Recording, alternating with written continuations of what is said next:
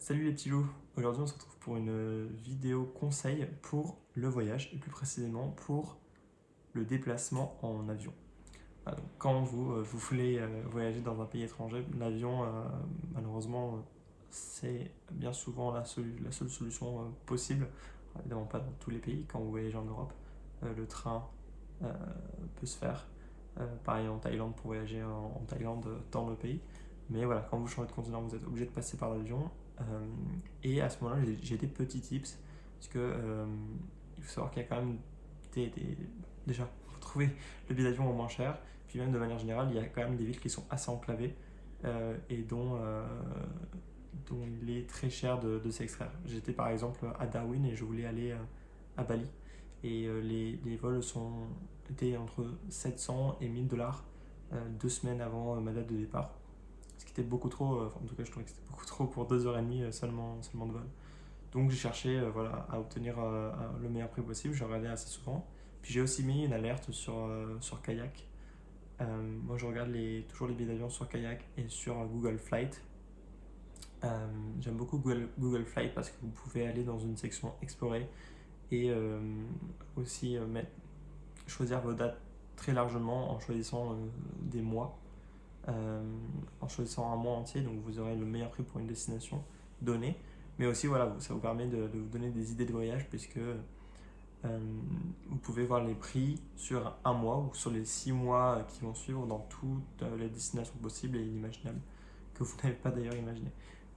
J'en reviens du coup à mon expérience en Darwin. Donc je mettais des alertes sur Kayak, sauf que je recevais des mails et moi évidemment j'ai pas d'alerte mail, donc je vois pas les mails quand ils arrivent directement. Et il se trouve que j'en ai eu 5 ou 6, quelque chose comme ça, dont une que j'ai vue assez rapidement, seulement 10 minutes après que le mail m'était envoyé, mais les places n'étaient malheureusement plus disponibles, seulement après 10 minutes. Donc ça veut dire qu'il y a des gens qui sont très alertes sur cela et vont forcément arriver avant vous. Donc moi ce que je vous conseille c'est d'aller sur Google Flight ou sur Kayak et de regarder des vols pour le jour même ou pour le lendemain ou pour le jour d'après parce que je me rends compte que pour beaucoup de destinations euh, les prix baissent drastiquement. Tout à l'heure encore je testais cette théorie et il se trouve que cela marche vraiment. Dans les 2 jours là, qui viennent, il y avait sur la moitié des destinations des gros discounts et on se trouvait dans les prix les plus bas. Voilà, sur Google Flight, il y a un indicateur. Les prix sont souvent du simple au double maximum, mais ça peut être plus que ça même. Du coup, les prix des billets étaient souvent dans le vert. Donc voilà.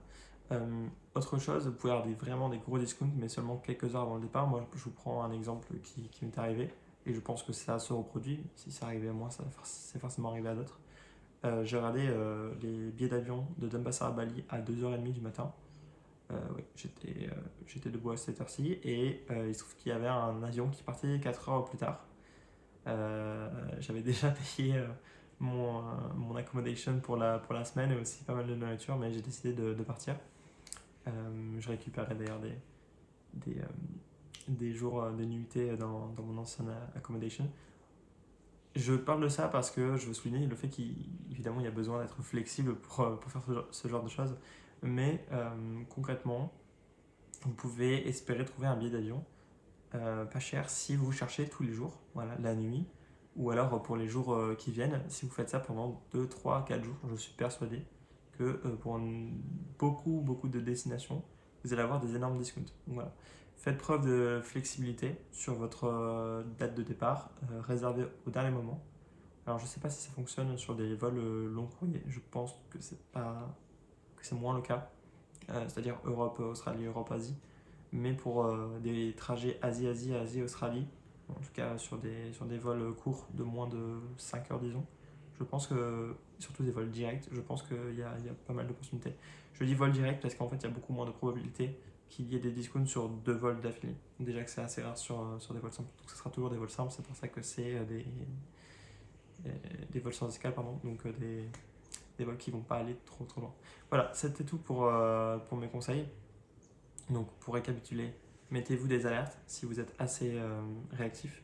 regardez la nuit, juste avant les départs, c'est-à-dire quelques heures ou un jour, 2 jours au maximum avant votre départ. Et troisième, faites preuve de flexibilité. Voilà, on se retrouve bientôt pour une nouvelle vidéo.